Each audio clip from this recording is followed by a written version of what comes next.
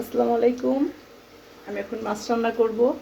তার জন্য পেঁয়াজটা ভেজে নিচ্ছি। এখন এই যে একটা মশলা করছি, আদা রসুন ধনের গুঁড়া, হলুদের গুঁড়া আর ঝালের গুঁড়া দিয়ে লবণ দিয়ে একটা পেস্ট করছি, এটার ভিতরে দিয়ে দিচ্ছি। তো মশলাটা ভালো মতো ভাজবো, ভেজে নেব।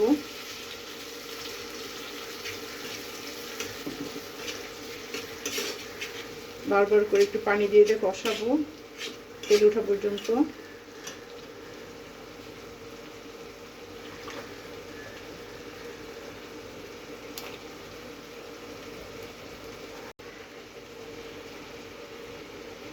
মাছগুলো একটু কষায় নেব।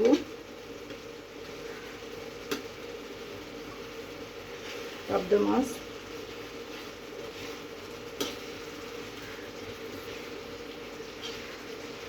কষায় উঠে রাখবো।